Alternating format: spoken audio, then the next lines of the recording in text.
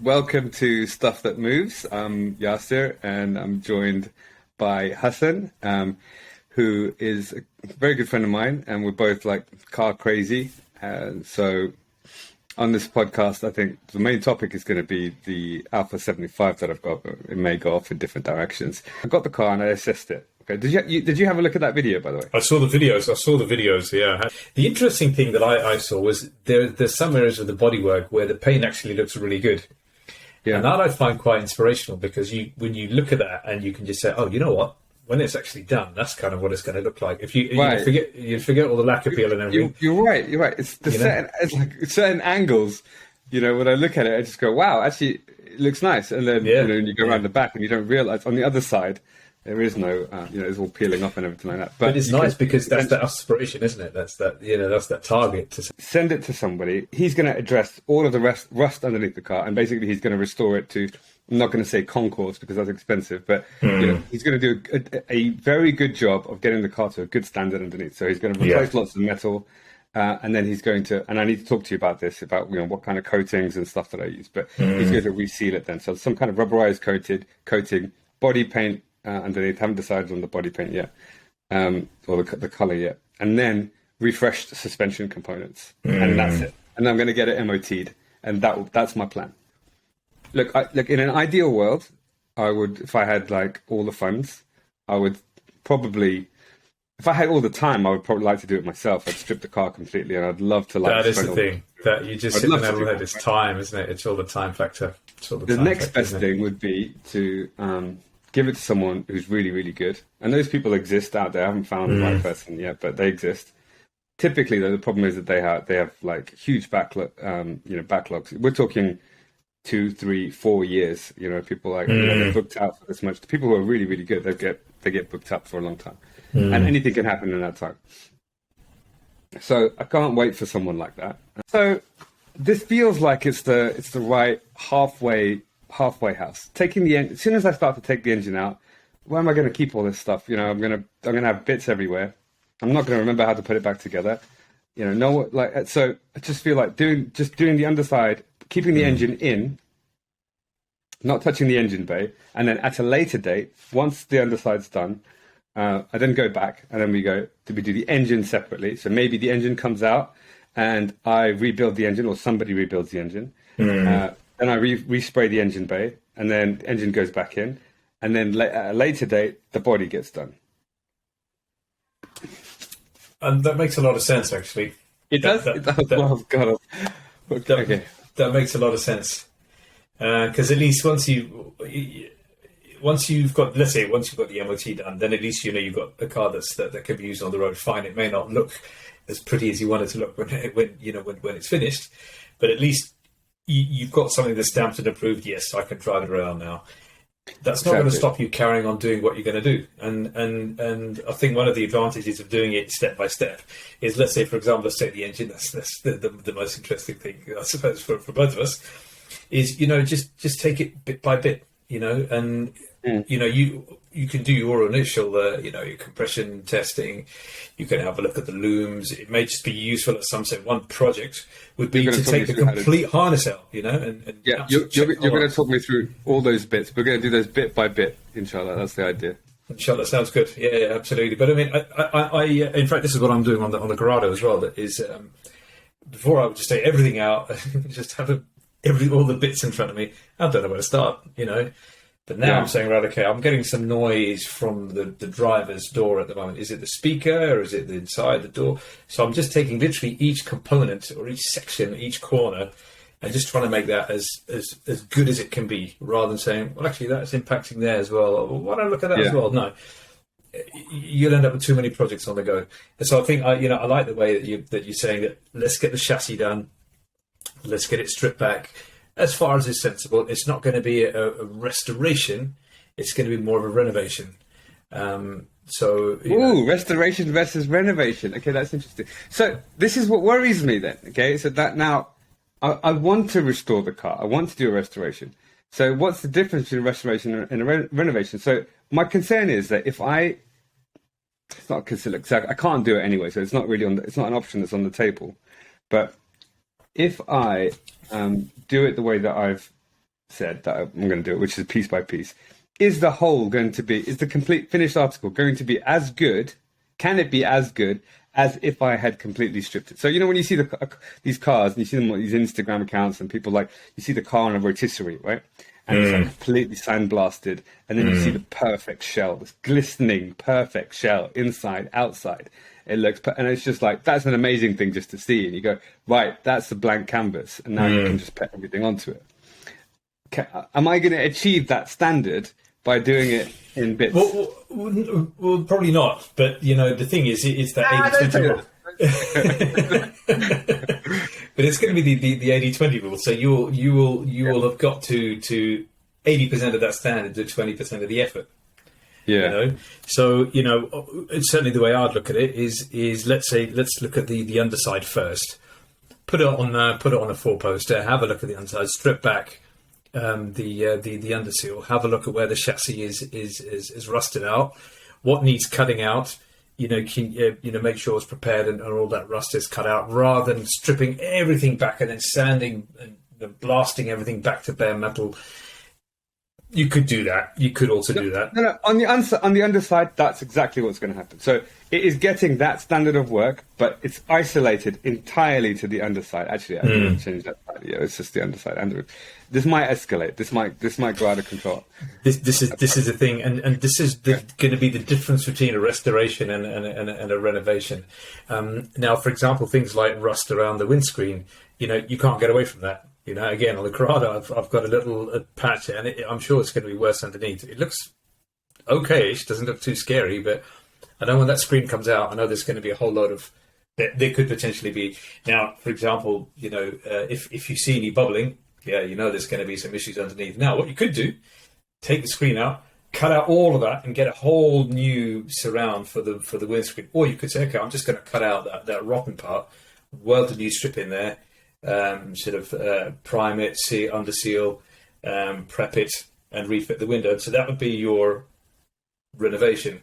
Your resto would be you take the whole thing out and put a whole new post and everything in it.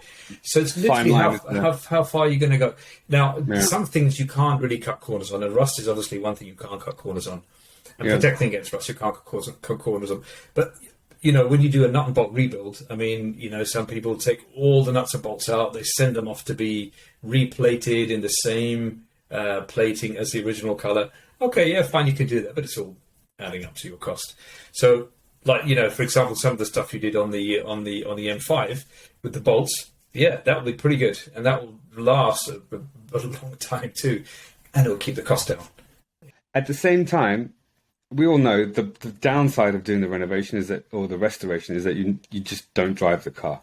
This is, I want to really drive this car. I'm actually falling in love with this car a little bit, which is good. So the approach there is exactly as you said. It's like you make something modular. I'm just going to put this onto it and I'll put that onto it. Okay, let's just build it up like that. So it's exactly as you said. Right, fine. The major thing that's taking it off the road is the underside resto. Yeah. Once that's done, you can drive the car. When it passes the MOT, inshallah, you can drive the car. That's it. Yeah. Exactly. You can say, okay, you know what? This weekend I'm going to do the rear left suspension. Right, fine, okay. Put it on the stands. Get that rear suspension off. Take the shocks and the springs off. Take the splash guard off. Take the brake caliper out. Blast away at the axle. Prime it. Coat it. Maybe get your suspension redone. Maybe do it at home. You can all that sort of stuff. You can also do at home. You can do it. Let's say take a long weekend. So say 4 days. You can do the rear one rear side of the suspension. Put it back together in. You're driving the car for the next few weeks, right? Okay, now I'm going to do the other quarter, right? So I'm going to have a look at that, and step by step, and take it in bite-sized balls. And this, to be honest, this is one of the mistakes that I made. I just said, I'm going to do everything, and then I ended up doing nothing.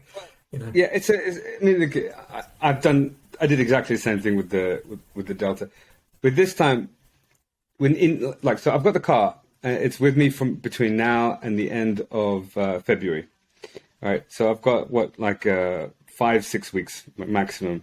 So over the next 5-6 weeks, I'm going to try to do as many small projects on the car as I can, just to elevate the standard. Also, I'm going to get to know the car. I'm going to just like interior, exterior body bits and pieces. Any parts that are missing, I'm going to try to collect them. Anything that is some things I'm going to replace now, and other things I'm going to just hold on to the parts so that they go on when the car is in better condition when I get it returned. Yeah. By the way, actually, one thing I wanted to ask you. I'm just going off on a tangent, but it's just come to me. I'm going to replace the roof panel with a non-sunroof panel. I know this is a reasonably big job. The reason for it though is because I can't get sunroof seal, and the sunroof's heavy, and there's another whole thing which we'll talk about another time about the weight of the car, and I want to reduce the weight. Taking a sunroof mechanism out takes that out, simplifies the car. And it just means that I'm not going to have any leaks or anything like that and damp carpets in the future. I just want that issue gone. And I'm going to regret it if I don't do it at this stage. So I'm changing the roof panel. This guy that I'm sending it to, his name's Chris Kember.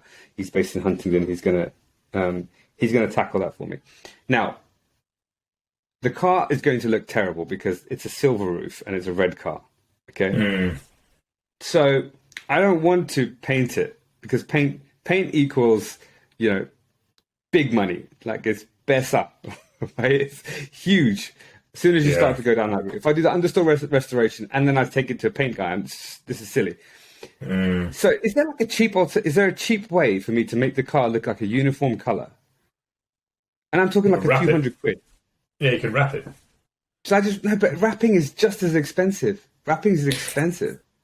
I mean, to wrap it, the paint has to be prepped. In any case, it has to be prepped. Like you need to have almost perfect paint to have a perfect wrap. Otherwise, all those imperfections show through. I'm just wondering if there's a way that I've heard this term blow over, right? Which I don't know what that is. But it's basically you don't prep it. It's just a kind of a brief, literally as the name says, a blow, just a fine spray. You're not actually prepping it. You're not taking off the lacquer, and you're not making it nice. You're literally just going to spray some primer on it, and you're just going to spray a top coat on it, finished. And you can do it, but I mean, the sunroof thing is something that I would ask yourself a few things to say. Is that actually going to later on reduce the attractiveness of it, the marketability of it? Let's say you want to sell it, and somebody says, "Ooh, why has it not got a sunroof in it?" And I'm just thinking with regards to the seal. Because I had this issue on the Corrado, there's some roof channels which you can't get made anymore, but somebody's actually put up a nice YouTube clip on how you could repair them. So with the sunroof seal, is there anything you can do with generally available rubbers and seals and extrusions and whatnot? The seal is available. I mean, I can get good quality used ones, or I can get. There is a new one in Germany that I've seen. It's expensive for a seal. It's like 90 quid or something like that. Yeah, absolutely. It's a lot of money. But obviously, a new roof is going to be an order of magnitude more expensive than that. I've thought about this, and this is a whole different topic, which is originality versus modification. And I've decided I'm not going to go for originality. I don't care. This is my car, and I'm not a sunroof guy. The sunroof question is not necessarily about do you want to have originality or not. The question really is, does a sunroof add something to the car? Is it an interesting feature? Yeah. And this is probably one of the like a sado topic, but I think not all sunroofs are equal, and it all really depends on the car. Yeah. And in some cars, agreed. A sunroof is magic. It's just magic, right? You wouldn't want the car without a sunroof. In other cars, sunroof is terrible. It's just terrible, a horrible, bad idea. And I can't think of any examples off the top of my head. I think all I know is when I have memories from when I was younger of being in a car with a sunroof, and it sounds nice, and it feels nice, and it looks nice, and it creates a lot of, So what do you want the car to be? If you want has your Corrado got a sunroof, by the way? It's got a sunroof. In fact, it's a good point you mentioned there. Actually, one of the things that some people have done, and I'm hopefully looking to do that as well, is to convert the sunroof to a moonroof. And one of the things my son actually said to me recently is, I was in the Yaris and I'd closed the blind for the sunroof, and he said, "It feels really claustrophobic in here." And I thought, that's a good point. And he slid it back, and straight away it just opened out the car. So perhaps that's something you could consider to say, hang on, actually I'm going to hang on to the sunroof, but I'm going to convert it to a moonroof so that I've got to have this light and everything coming into the car. Let's say in the winter I don't want to have it, I'll just pull the blind in front. Okay, but in the summer, all right, I or in the spring, I don't really want to open it, but it'd be nice to have a bit of light coming in from the top. Slide the cover back, and so you've still got your glass roof. So would it just be a fixed glass panel? No. I mean, it would be a sunroof, but it would be a glass panel instead of the metal panel for the sunroof. I see, but it's still slide in and out and open. Slide in and out, absolutely. Well, the Corrado sunroofs are notorious for not sliding back. It's a horrible mechanism, but listen, it's a good point. I'm going to give it some. I'm going to give it some more thought. Right, I'm like 80% decided that I'm going to ditch the sunroof, and part of the reason is, it depends on what your objectives are for the car, right? Mm-hmm. One of the objectives for this car that I have is maximum weight reduction. And you might think to yourself, hang on, look, for the sake of the sunroof, it doesn't really matter, right? It matters. Every single thing, every single millimeter. I've got an opportunity here it's going to a fabricator. I can make the shell whatever I want, right? And so I had an E34 M5 before. That car was 1,700 kilos. My M5 Touring is 1,900 kilos. Gosh. It's big. It's a tank, right? That's a big, heavy car. And if you look in period, well, it's not really in period. Like the BMW is, the Alfa is, mine is a 1990 car. But like E36 M3, for example, I'm comparing a 6-cylinder versus a 6-cylinder. I'm only saying that because I don't know what an E30 weighs. I could look it up now. But like an E36 M3 is something like, I'm just going to guess, 1,500 kilos minimum. It's got to be something like 1,550, right? Maybe. I mean, the Corrado, I think, is a... I'm going to look at it. Yeah, the Corrado's a VR6, and that's, I think, 1,200, something 1,270. So I guess then again, it's quite a small car. So I guess the E36...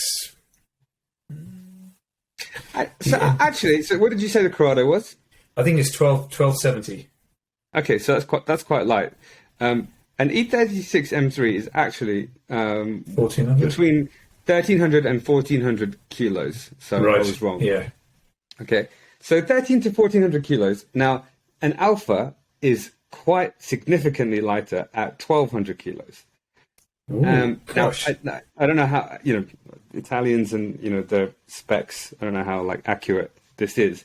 But I do believe it. I do believe that the car is somehow, it just looks and feels, quite a lot lighter. When you get in a BMW, you feel it, right? The doors are heavier and everything just feels solid and robust. Every single component is made with more metal. It's thicker and heavier.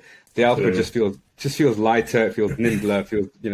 And I want to maximize that, right? So I want to get even more. So if I can get the car from 1,200 down to 1,100, then taking out the sunroof and which is going to have a motor and obviously the sunroof itself. Yeah. And then it reduces the center of gravity. I think it feels, if you reduce a car from, it's all about the proportional difference as well. So you take something heavy out of a spare wheel. You take a spare wheel out of a 1,900 kilo car. You barely notice the difference because it's a small percentage of the overall weight. But you do the same thing in a 1,200 kilo car, and it makes a difference, right? And then you have more of an opportunity at the 1,200 kilo range to make a difference to handling dynamics than you do at 90. So I want to take out as much as I can. Does that mean you want to take out all soundproofing and everything as well? No. Okay. No, I don't. So this is there's a line to be drawn, and I'm going to draw my own lines, right? I like to be comfortable in the car. I just want everything that I think I can take out. I'm going to take out. One thing I wanted to ask you about actually is so I'll just answer your question. So I'm going to keep the soundproofing in. In fact, I may even add some soundproofing, or refresh and renew the soundproofing depending on how the car feels. Sunroof's going to go. The arches, they have some plastic extensions. I may ask the fabricator to see if he can replicate those plastic extensions in steel, because what happens is water gets trapped behind the plastic extensions. And if he can remake those in steel, then I will never have to worry about that again. And they snap and they break and stuff as well. Are they arch liners or no? They're not arch liners. So a lot of manufacturers used to do this. I don't think they do it so much anymore. Where you have a unibody that's made like with a cooking model, like a 1.6 or whatever, and then later down the line they put the car on steroids and they put a bigger engine, like they beef up the suspension. You have wider wheels, and then wider wheels and a wider track necessitates a wider bigger arches, right? And so you can do one of two things. You can do like three things, I suppose. You can remake those panels, like or you can add box flares, which is the same thing as remaking the panels, I suppose. Or you can slap on some extensions, which is what they've done in this case, which is just plastic moldings, and they just stick on. Which the design works, is quite cohesive, but I just want to experiment with how can they be fabricated. I think the one advantage of the plastic, are they black? The extensions? They're red. They're body coloured. Yeah. They're body coloured. Yeah, I mean, I suppose the advantage of having those bits is, they're perhaps less susceptible to sort of dings and dents and that kind of stuff. But then again, I suppose if it's body coloured, then that becomes a bit redundant because you're still worrying about the paint and so on. Exactly. Yeah. I don't know. Look, I'll show you what I mean. I'll make a video on this topic, and I'll kind of get into it a little bit. But yeah, that's worth thinking about. The other thing is the spare wheel well. I think I'm going to delete it. So just make a flat boot. Just take out a little bit of metal. That might be a bit too extreme. I'm not sure. I haven't thought about it yet. I'll hang on to that. You think so, yeah? Yeah, I'll hang on to it. A couple of people have said that. Why do you say that? For me, it's more just peace of mind. It's just peace of mind that, okay, I've got it. Because why, you're going to lose a bit of metal. You know how much metal you're going to use? You're actually going to lose just the height of it, because you're going to still have to put that. Just imagine you're just pushing that up again. So there's that thin strip of metal, which is going to be perhaps the size of a space saver wheel. It is exactly that. Yeah. And well, no, I think this is a full. It looks like a big, quite a big wheel. Yeah. I was thinking, it's not going to. It's going to save a couple of kilos and max. Max, right? It's hard. It's not so. This one's more than the weight saving. 3 reasons. One is weight saving. 2 is the wheel. If I know I'm never going to use it, I just don't like having redundant space. Like there's something on the car which is redundant, and I'm never going to put a spare wheel well in there. I say never. It's got like a little star. I think if you go to like Europe, it's an Alfa. It's an Alfa. What do you mean? So if something can go wrong, it'll happen to an Alfa. Oh, I see. Yeah. No, I see what you're saying. Yeah, and then the third thing is that they're very susceptible to rust, and they have a lot of they rot very quickly, and that's probably every car's design is different, but it's because of the way like dirt and air and water and everything channels around and the underside of the car. It seems to be quite exposed, and they tend to look. I would say a couple of things on that. That's a very valid point. I would say a couple of things on that. Firstly, you're going for a good underside restoration, right? You're actually, you're bringing that up to basically premier spec. The other thing is in terms of, so that's going to hopefully that will protect it from the outside, from the elements and so on. And you put a good stone chip on it. It's as good as it's going to be, compared to any car. The other thing is, and the issue that arises in a lot of cars is sometimes seals fail, so you actually get water inside. Just put a bung in it. So you just cut a couple of holes in 2 strategic places, put a rubber bung in there, and that's it. Bob's your uncle, finished. So that's a plug hole, and you can just empty it. It's just a plug hole, exactly. Yeah, I mean, a lot of cars have that. I know the Yaris has it. I think it's perfect. Just, water's there, take the plug out, water all drains out. So all you do is you kind of make, you'll probably just make a slight channel, so the water is actually guided outwards. Pull it out, drain it, put it back in again, finished. All right. So you think hold on to it then? Okay. All right. I'm going to take your advice, and I'm just attacking one at the moment. Whilst the car's with me, whilst I'm collecting parts, I'm doing the engine bay. So I'm doing the engine bay. Right? All I'm doing is cleaning it. Okay, right now. So I'm going clockwise around the engine bay, and I'm just starting in one corner, just cleaning everything out because it's got layers of muck and dirt. Taking it all out, and I'm taking each of the main components out, washing them, cleaning them, and then I'm going to put them back, replacing any bolts and bits and pieces. So what I wanted to, by the way, thank you for your advice on the washer windscreen reservoir. Oh yes, the rice in the thing just worked amazing. Put that in there, put some bleach in there, shook it all up. Perfect, thank you. So that's going to go back in. The rubber seals that I had that were in the reservoir. So wintergreen oil is incredible. Have you got some? I got some. I mean, it's expensive. It's like £5 for like a vial that big. Wow, but, gosh. Yeah, but if you ever need to restore some rubber, this is the way I've got the technique, okay? What you do is you wash it, you wash the rubber piece, you remove, the thing that causes the hardness is the dirt. I didn't realize that. So it's the dirt that's hardened over time, right? So you have to actually, because the rubber is slightly porous, so you have to remove that top layer of rubber, and it takes a lot longer than you think. So you need some kind of like isopropyl alcohol, and you need to like kind of clean that as best you can. Then you use the wintergreen oil, and you put that on. And what that does is it actually takes, I think it feels like it takes off an extra layer of dirt. It sucks out the dirt, and it kind of, as soon as you've wiped it off, it feels really nicely tacky and rubberized. It feels fresh. Interesting. Yeah, it's impressive stuff. And then after that, I use the gummy fledge. Yeah, so that's a 3-step process, and they come out looking really nice and juicy and tasty. It's worth just on that. I'm sorry to interrupt you. That the other thing is worth checking is the hoses generally. So if let's say you're taking out whatever your power steering reservoir,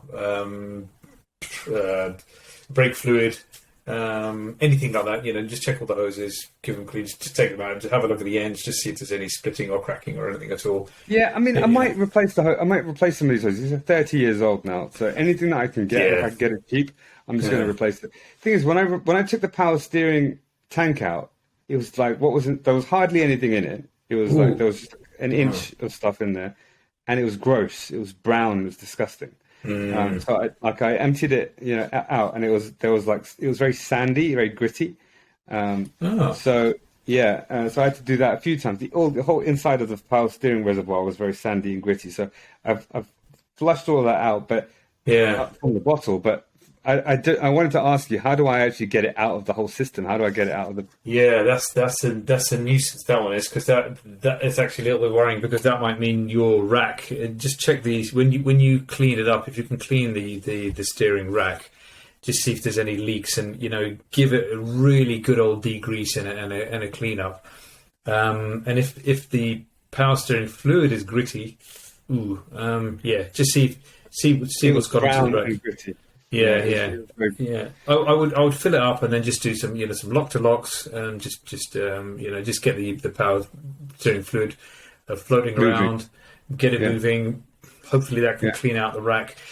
I mean, it's worth looking to see how much a reconditioned rack is, or.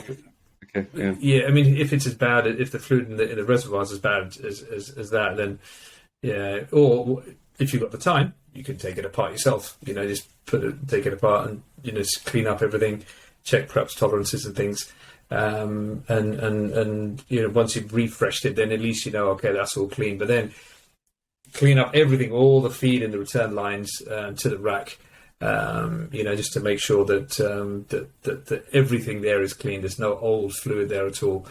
But sometimes the racks are cheap. Some of them are expensive.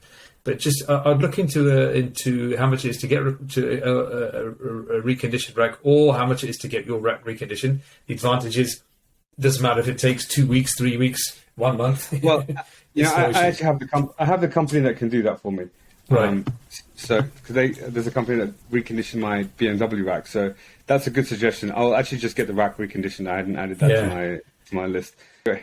Right, thank you. The 50 subscribers or so that are watching this, of which probably about 2 people will make it through the whole video. But anyway, Hasan Bhai, thank you so much. Absolute pleasure.